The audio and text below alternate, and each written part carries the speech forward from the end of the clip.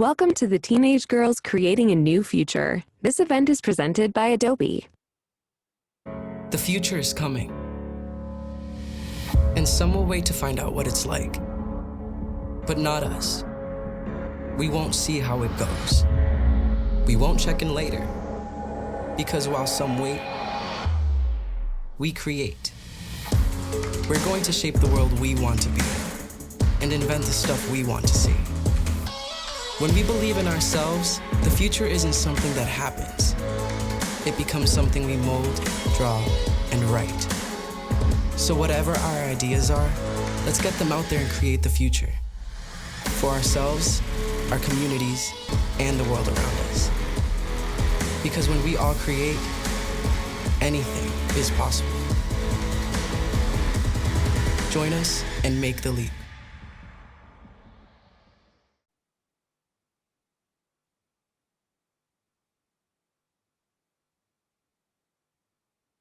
Hi, everyone. Welcome.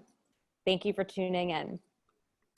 I am Jessica Bennett. I am a gender editor at large at the New York Times. And I am thrilled to be back today with Zee Thomas, Tiana Day, Shayla Turner, and Brianna Chandler, 4 young women I had the pleasure of meeting earlier this year. Hi, guys. Each of these young women is a leader in her community, organizing and leading protests against police brutality, fighting for climate equity, hosting workshops on racial justice, using social media to educate others. They are also creators. Tiana is taking a gap semester after graduating from high school to launch a nonprofit. Zee is beginning her sophomore year in Nashville and is also a poet. Shayla is a student and a photographer. Brianna is also a student and a writer. These young women are part of a long line of young female activists and young Black women activists who have fought for equality and justice. And we are so glad to be speaking with each of you today. I know we're coming from all different places. I'm at home. We have a few bedrooms represented. We have one student center and people tuning in from all over the world. So quick housekeeping item. This event is being recorded, so please note that. And Brittany Packnett-Cunningham unfortunately won't be joining us, but she has recorded a video for the 4 of you girls that we will share with you after the event. So let's dive in. Zee, I think that I'm making sure that I'm seeing you here. There you are. Zee, so you're in Nashville. You are 15. You have a birthday coming up, almost 16. And you had never been to a protest before until May, when 2 days after George Floyd was killed by the police, you posted a tweet from your bedroom that said, "If my mom says yes, I'm leading a Nashville protest." And you ended up leading tens of thousands of people through your hometown to protest police brutality. How did that happen?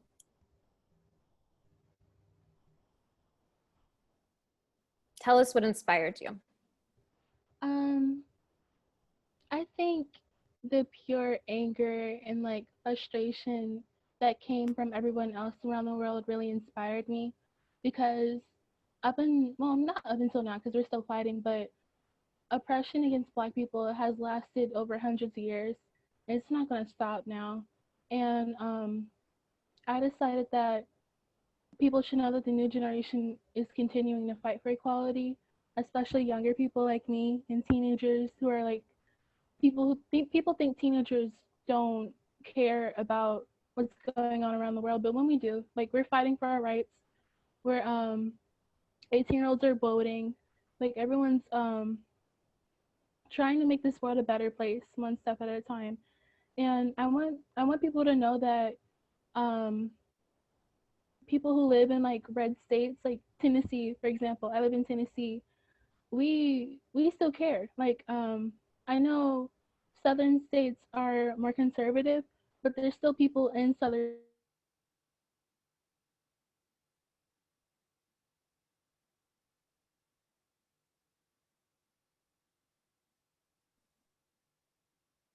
See, I think we might have lost the very end of what you said. what I wanted to follow up on one thing. Mm-hmm. You organized this with the help of some other young women, but you had never done it before. How did you put together a protest of thousands of people? I mean, what was it like for you standing up there and speaking to that crowd? Oh my God.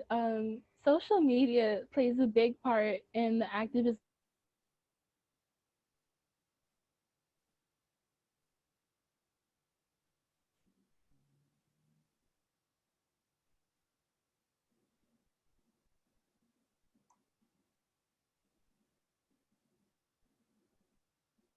Like, it seemed like millions of people there. Like, the park at which we held it at is huge. Like, it's like longer than a football field. And when I saw that people were like crowding around and like they filled up that park, I knew like I was doing something good. It felt really empowering. Tiana, I want to jump to you.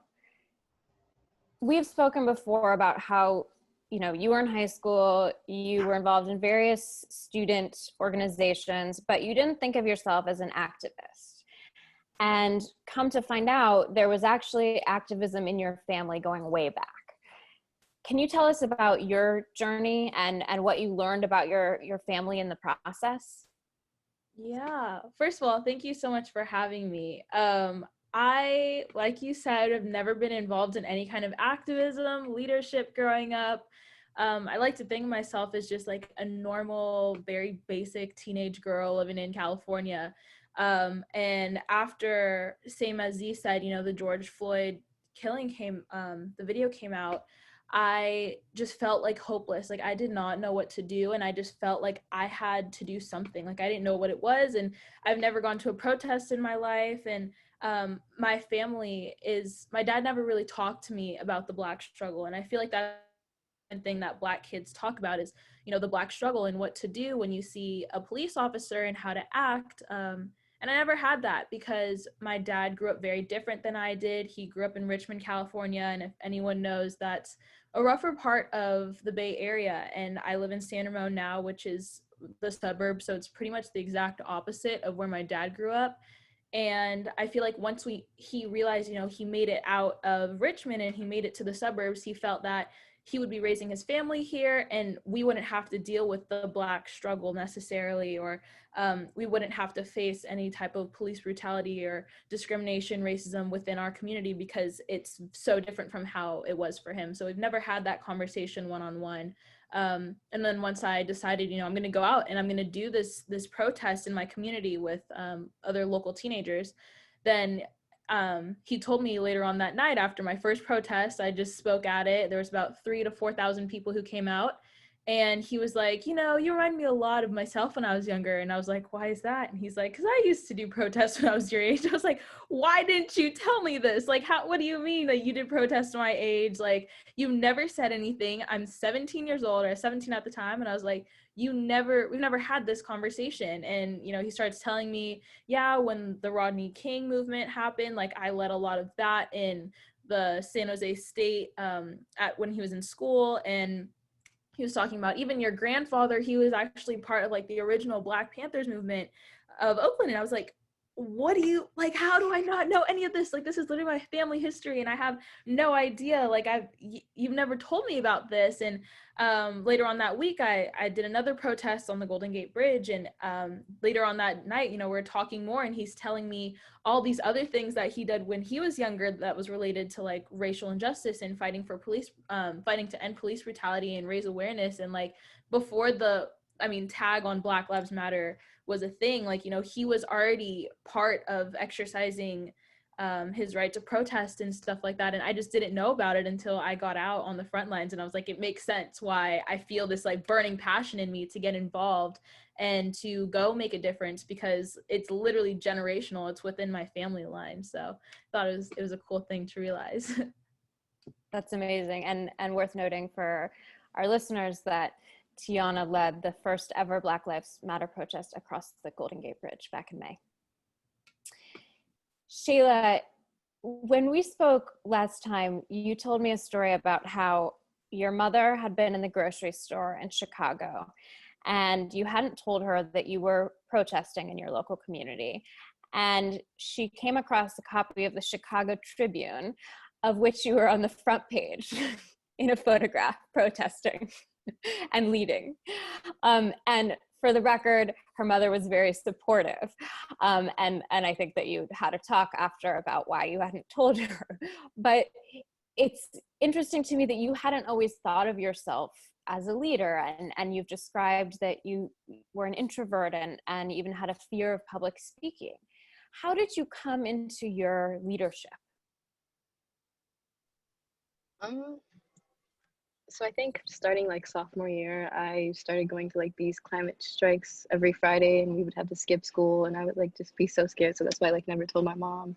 And it started like early sophomore year, and I would see these kids speak, like kids my age or even younger than me. They would speak at the marches, and I saw this one Black girl, and I was just like looking at her, and I was like, I could do that. Like, I'm going to totally do that. And then I did. September 20th last year at the Chicago Climate March, and then it kind of just spiraled all from there. Like, I started getting more coverage, and I started like connecting with my community and grassroots movements, and like getting involved and reading books, and that just started it all from there. It just escalated. So yeah, I was pretty introverted before, and I would say I'm still pretty introverted. I think that's just like my natural personality type, and I'll always kind of be some sort of shy, but the anger and passion definitely covers that up. Like, even before every speech I do now, I feel like I'm gonna throw up. Like, no, it doesn't go well. But I think the amount of passion and the amount of rage and like desire to change all of this in me overcomes the fact that I am scared, and I like do have anxiety. Like, it always does. Because once it's over, I'm just like, okay, when's the next one? Like, I'm up here again. You're ready for more. Yeah. Brianna, you've done a lot of activism online and using social media for your writing, to lead workshops. You've been hosting educational programs. Social media has become such a touchstone in so much of the movement building that we have seen in recent months and recent years. What role do you think it has or can play? And is there a limit to what it can accomplish? Yeah, so I'd say in the role it has played, it's definitely played a very large educational role. As we all pretty much know, our education system is not necessarily filled to the brim with Black history or stories of Black liberation, or it doesn't really represent Black people or any marginalized group as much as it should. So first and foremost, I think that social media has been a really great tool for education and having those conversations that we weren't necessarily having in the classrooms, having those conversations with our peers that we weren't necessarily having before. So say first and foremost, definitely an educational role. And secondly, I think that social media has been really good for showing people what they can do from being at home. So donations are a huge thing, and what's become even more popularized on social media is mutual aid. And mutual aid is really, really important because you're able to give directly to an individual who's saying like, hey, I have this need.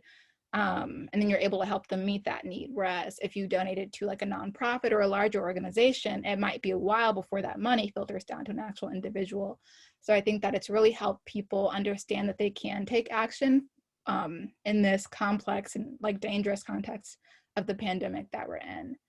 And I'd say it definitely has its limits. I actually wrote a paper on this last year, but one of the pitfalls of social media organizing is that sometimes it can feel like, oh, I've posted like 10 things on my Instagram story today, like work done. But if you're not, going out and helping people in the community get their material needs met, if you're not having substantial conversations with your peers, then, it's not really work. Of course, you might reach a few people and get them to think about something a different way. But real organizing comes from conversations. It comes from taking action. It comes from really connecting with people and seeing how you all can support each other. It's about building networks. So I'd say it's really helpful, but it can also be harmful as well. Has it allowed you to connect with other student organizers and youth leaders. I mean, the four of you, you're all in different cities and you're now in touch, and, you know, I see you on on Instagram talking to each other, which is kind of beautiful. Absolutely. So I'm in St. Louis, and a big question here is, what high school did you go to? And kind of something that was really foundational for me in high school was connecting with other student organizers in high school through social media. So many of the people that I've met through social media and began organizing in real life with, they have taught me so much.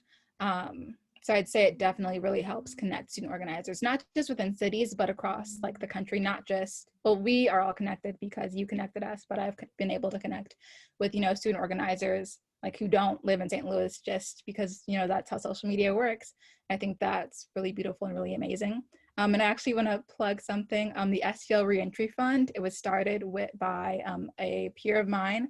I'm wearing the shirt. It says "Abolish Prisons, Invest in Community Care." And so STL Reentry Fund is a great organization that's doing a lot to use social media to establish mutual aid for formerly incarcerated individuals. So I'd say there are a lot of ways to use social media for good. You just have to really be intentional about what you put out and about what you do. It's been pretty incredible to see the number of young people who have really stepped up in this moment, and in particular, young women and young women of color. I'm curious, and I'll go around and ask each of you this.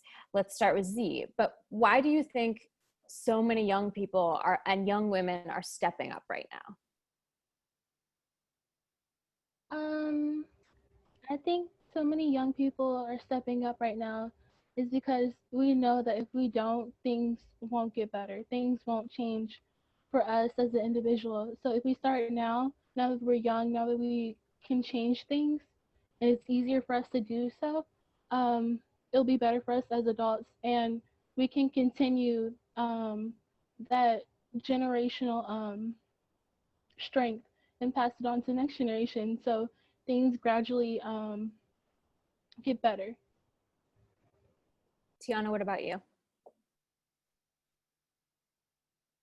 Yeah, adding on to that, I just feel like, I mean, the same thing you're talking about, like generational strength. Like for me personally, like seeing that, you know, my family in my past has had this kind of like strength and resilience to keep going and keep fighting. It's not going to happen overnight. This is not something that, you know, we're going to be able to see tomorrow, as easy as it would be, and how, like, you know, everyone wants change to be like tomorrow, but the way that the system is, like, there's so many loopholes and there's so many things that have to go through. And I think that's what teenagers are realizing is, like, you know, we have to take a stand now, because if we ever want to see change at all, it's going to be when we're adults, and like when we have families and stuff. And one thing that gets me out on the front lines every single time is, like, imagine me having to get the phone call when I'm, you know, have my own kids, hearing that my son got shot, you know, my son lost his life, my daughter, like my sister, like literally anyone. It could be any of us. And I think teenagers are being able to see through social media, like Brianna was saying, that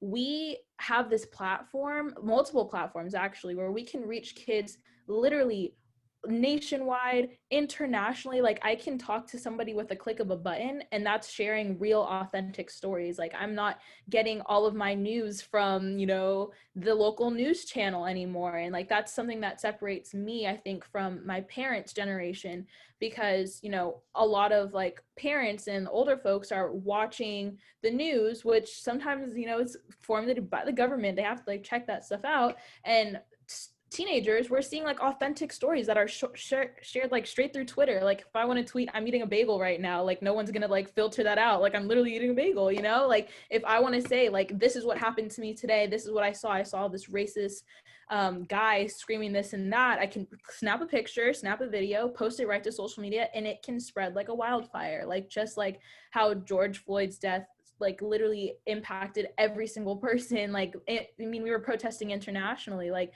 the power of social media, I think, is what's really driving this generation to get involved, because we can see it and we can relate to people and we can see those real stories being shared, and we want to get out there and share our own stories. So I think it's important we are creating that platform and sharing the mic and passing passing the mic around when we have the chance to amplify each other's voices.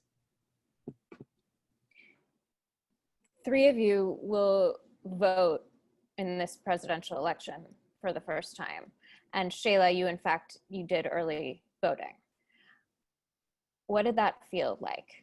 Sort of playing off of what Tiana was saying. Well, I literally cried. Like it wasn't a good thing. I was really set on voting for Bernie again. Once I voted I voted in March already because I had turned 18. Well, I would turn 18 before the election.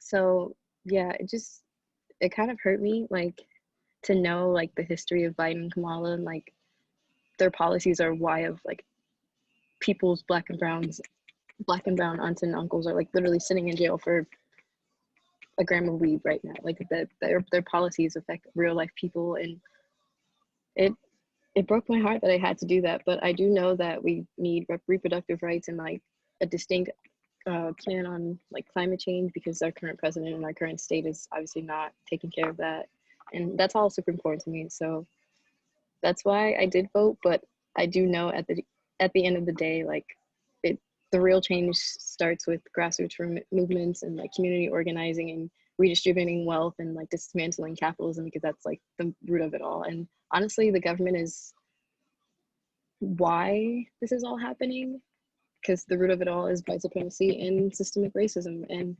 capitalism is exploitative, and they don't really realize that because they are the ones who are getting all the money, and the people at the bottom of the barrel are suffering. So yeah, I think voting is important and essential, like, because we do need some rights, but at the end of the day, I think community organizing and grassroots movements are the real change. Brianna, why do you think we're seeing so many young people step up? Are they filling a void that the elders are not stepping up into? I think that one thing young people bring is just sheer radical hope. I think that a lot of times adults can get bitter, or their like imaginations can be eroded by all of the injustice that they've experienced. Like, for example, living under capitalism for so long and just seeing people get screwed over so often and for so long, that takes like a toll on your mental health. Whereas young people, we have not experienced that for as long as they have, and we can sometimes just have larger imaginations about how the world could be in spite of all the things that we're facing. So I think that it definitely comes from a place of just sheer capacity for like real radical hope. Tiana, you just today, I saw posted on social media a video that you had created where you interviewed young people about why they were voting. Did you hear hope from them? What did you learn? These were other young people in California? Yeah, so this past weekend, I had this idea where I was going to film. I have a nonprofit, it's called Youth Advocates for Change, and it's all about amplifying and passing the mic around to other students and sharing stories, just like what I was saying earlier. So I had this idea, voting is coming up, and, people are starting to vote, and the youth is really, ultimately have like the lowest voter turnout in past elections. So, everyone's trying to get the youth to vote more. So I made this video interviewing some of my friends, some people I've never met, just teenagers in the San Francisco Bay Area, within my area, within San Francisco as well. And I was just asking them, like, why are you voting? And what does voting mean to you? And everyone, I kind of wrote down some notes because I knew this question was coming. And I heard like people were saying they're voting because they want to see those steps taken to make change, and they want to share their voice because they feel like they need representation, and there's a future that we need to fight for. Like people were saying they want preservation of democracy because that is a threat right now too. And there's a lot of first-time voters I got to interview, and immigrants and Black Americans who were just talking about they need to represent their community. And there's also climate change on the line, affordable education, women's rights, and we need to fight for protection of all people, because at the end of the day, like, this is our future that we have to live with. Like, if we don't vote today and something, the election is the turnout that we don't want, comes out tomorrow, then we have 4 more years where we have to deal with that. And that is gonna be the next, this is the most influential time for people who just turned 18. I just turned 18 like a few days ago, actually. And for me, the way that I was thinking about it is like, I literally have to make a decision now. And if I don't make a decision, then I'm literally giving other people the opportunity to just like literally take over without, you know, being able to represent what I stand for. And maybe, you know, there's no great candidate right now, in my opinion. You know, like, I'm not 100% on Biden, but, you know, I'm going to settle for it because that's what's going to take that's what I can relate to the most between the two. And that's what we're going to have to do. And I feel like teenagers are realizing that. So if you guys want to go check out that video, I think it's really inspiring just to hear other teenagers talk about it. Again, that Instagram page is Youth Advocates for Change, and you can watch it. Did any of y'all think that you'll run for office one day? I think politics are messy, and if you are gonna be up there, you have to step on a lot of people in order to get up there. And right now, the way that our government is, it's like you have to have money and you have to be doing a lot of shady stuff in order to get up there. So I will not be running for office. But maybe you can change that. Yeah, maybe if it changes, we'll see. Honestly, my point is, I think it's a really hard question because I think my power would want to go to change like within the community, and yeah, it would want to go towards the community because honestly, like even with voting and having somebody speak for you and represent you, they don't exactly have the power to do everything they want to do, and so much stuff gets screwed over, and it never goes right, and it's so corrupted. And again, it's based on white supremacy and systemic racism. So no, I know it'd be really cool to like be the first person in office to change that, but if the full thing is rooted in corruption, then I don't think there's like any reforming it. Like, I think we just need to go full, like, not anarchy, but like we need to start depending on our communities, because honestly, we've seen what people in the office, like Hillary won the popular vote 4 years ago, and who's our president now? Like, I think the whole thing is corrupted and there's no changing it. And I would just like piggyback off of what Shayla said really quickly. And I've been having a lot of these conversations with people in my community about electoralism, and just that, like, I believe that a politician can run for office and get that office with the best intention in the world. But at the end of the day, like, the system is full of white supremacy. It's like designed to not benefit the most marginalized people in our community. And at the end of the day, the politicians' actions will end up reflecting some of that, even if they really, really don't want it to. So I kind of really echoing what Shayla said, is that I definitely feel that we are all we have as people. We are all we need as citizens. And we don't necessarily need to rely on politicians to take care of each other. It's interesting to think about.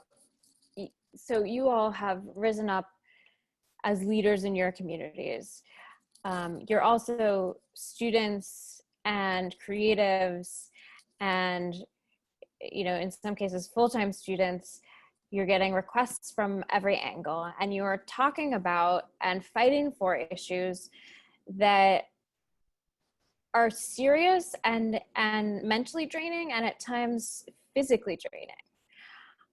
These are matters of life and death in some cases. And so I think that burnout can be something that comes up. So I'm interested in hearing from each of you, how do you balance, I hate that word balance, but how do you balance this right now? You are still teenagers.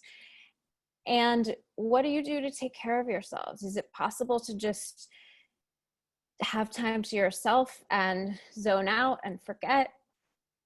Or maybe you can't ever forget, but you can give yourself some space. Talk to me about how you do that. Zee, let's start with you. Burnout is like a really big issue, especially me coming from a person who has like severe anxiety. Going out in the public and being an activist in the public eye is very frustrating, because like you want to do so much more, but you physically and mentally can't. And a way that I treat a burnout like that is possibly writing to myself, or maybe just focusing on school more, because I'm a full-time student. Like I'm in sophomore year. It's one of the most important years yet, because I'm still focusing on being a kid, but still focusing on college applications, stuff like that. So one way I would treat burnout is focusing more on school, or writing to myself, or just taking a day to myself and not doing anything, like just relaxing. Tiana, what about you? Like she said, I feel like this is very common in the activism community, just like struggling with mental illness and like anxiety. I know I like before this call was like freaking out. I was like, I would just like knowing that like people are gonna be watching, and people are gonna be judging, and people have their own opinions. Like it stresses me out, and I have a lot of anxiety when it comes to it. And just like getting out on the front lines, knowing that my name is out there, and one time somebody doxed my information, my address is out there, and there's all these possibilities. Like it's cool to like be in the public eye, but at the same time it's like there's a part where it's very dangerous to put yourself out there and like stand on a pedestal and go out there and speak, and speak your mind, because there are people who absolutely do not agree with what we're doing. And it's a scary thing. And I deal with burnout like every other week pretty much. It's like I will have a whole week where I'm on go mode, like I am doing this and this and this and this and this, and I can't stop, and I'm just like so passionate. And then I'll hit like a bump in the road, and I'm like, I cannot do anything. Like my depression settles back in, and I'm like super anxious. I don't want to leave my room. I'm like crying 24/7. And I think it's very authentic, and it's very real, and it needs to be talked about more, especially within the activism community. Just because also I feel like in being a Black woman, the resources aren't even there when you need mental help and you need to talk to somebody. Like the resources aren't there, and I can't obtain it. So what am I doing sitting here? Like I literally feel so helpless and so hopeless. Like I have nowhere to go and nowhere to turn to. So when I am feeling like that, I validate exactly what I'm feeling. I let myself feel every emotion. Like I'll feel bad for myself for 1, 2, 3 a week, however long I need. And I will like let it sink in. But at the end of the day, I always find a reason to get out there again. And it's not the same every time, but it's literally like talking to you guys, like getting inspired by other youth and seeing like, you know what, there's people, we all are people, we all have emotions. And I know that other people are going through the same things as I do. So why don't I talk about it? And why don't I share this emotion and share these feelings? Because I know that that can help somebody else. And me being able to see, like you guys also feel that, that anxiety or that pressure, like that gives me reassurance that, okay, it's normal. And it's okay to feel like this, but there's light at the end of the tunnel, and we have work to get done. So I feel like that inspiration and passion just keeps me pushing. Shayla, do you have any things that you do to take yourself out of it for a moment? Yeah, I really like to take a couple days for myself, because I know I'd usually overexert myself when I'm really in the mode. Like it's so bad, I'll usually forget like, oh, I need to take a break, and my mom will have to remind me, or even prevent me from like going to actions like, no, you need to sit down and take time for yourself and breathe and take like actual mental health days, because I do forget to take care of myself because I am so busy carrying the weight of the world on my shoulders. And like I don't think I'm obligated to fix this, but like I would feel guilty if I were just sitting down doing nothing. And that's what makes me forget that I need to like take time for myself. So yeah, I usually just delete social media, especially during like times where stuff is happening, because all you see is just trauma, and like it's exhausting, and it honestly makes it worse. So I try to delete social media, listen to music, watch my favorite shows, drink tea, just chill. Yeah. Brianna, what's the last thing you did to just feel like a teen? I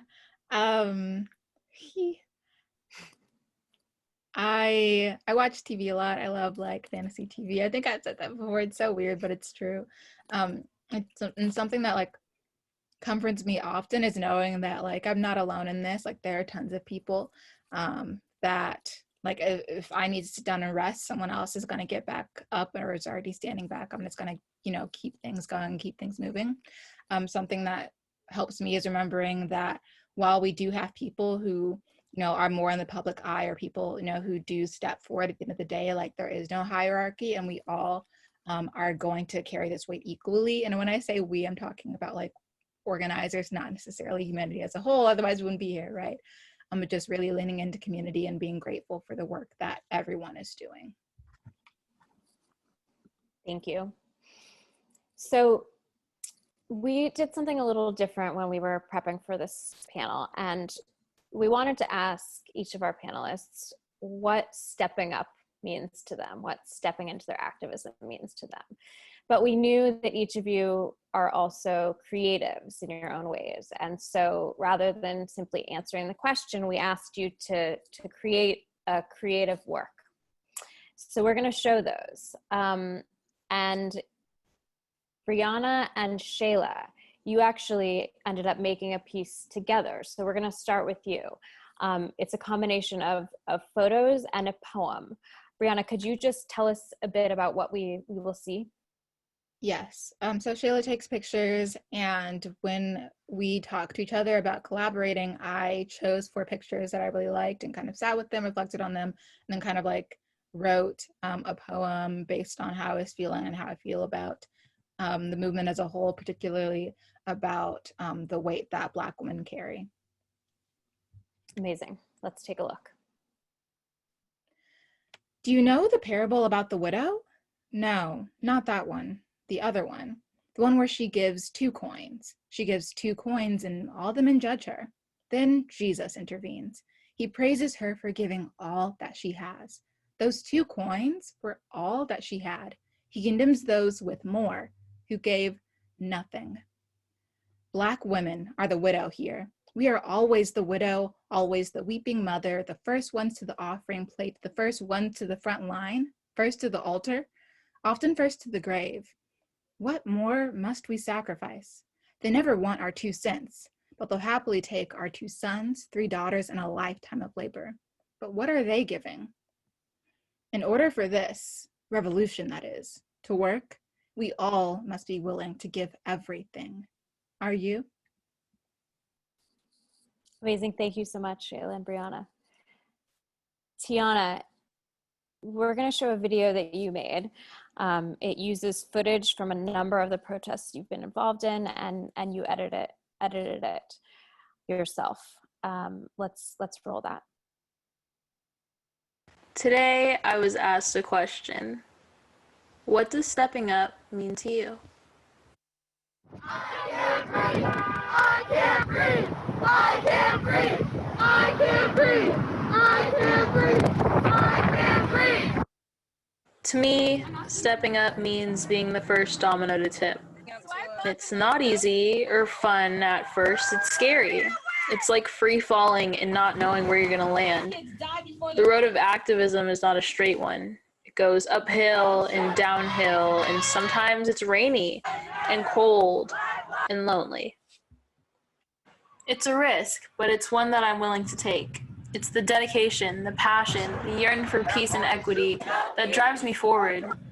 Stepping up means choosing you and not taking no for an answer. It means going with whatever you feel in your heart is right. It's about trusting the process of choosing to fight for what makes you free and happy, whatever it is that fills your cup, and following the path that was designed for you. No. Thank you, Tiana. That was your 18th birthday in the last frame, I think. Yeah. Happy birthday. Thank you. Zee, you have written a poem. It is called Staircase. Would you read it for us?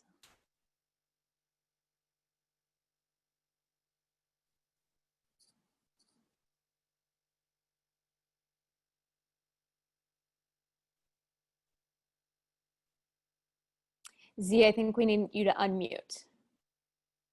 Sorry, if you don't mind starting over. Oh my god. It's okay. Sorry, y'all. Okay. To step up means to put your right foot on the stairs, even when the railing is torn apart and a few steps are missing.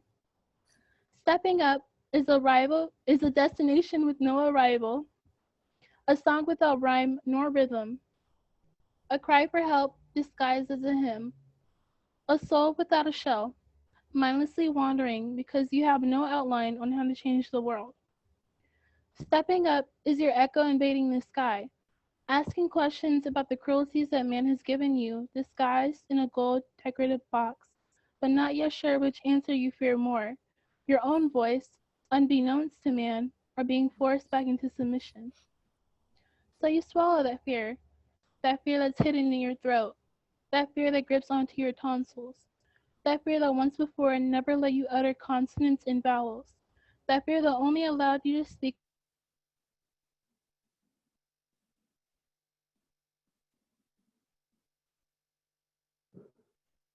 Oh no, I think we lost the end of Zee's poem. See if you're able to, maybe log back on. Floorboards would never be the biggest obstacle you'll come across.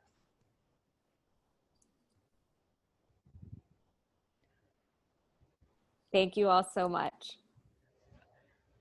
So we have to wrap up in just a moment. And it's been truly an honor to have each of you here with us.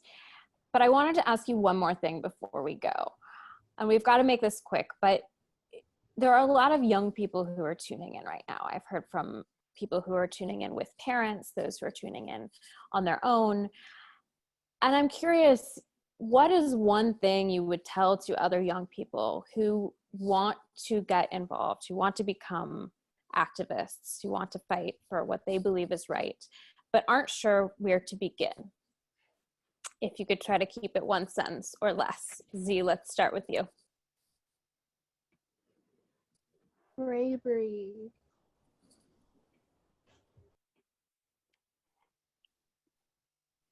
Tiana?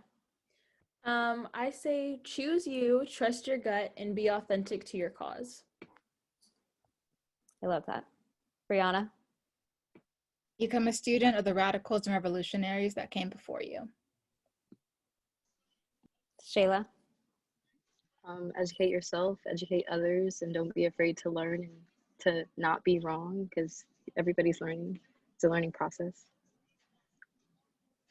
That's perfect. Zee, Tiana, Shayla, Brianna, thank you so much for joining us. For those of you who tuned in, we really appreciate it. You can find more digital events like these at timesevents.nytimes.com. Thank you so much for joining us, and take care. Thanks so much. Thank you.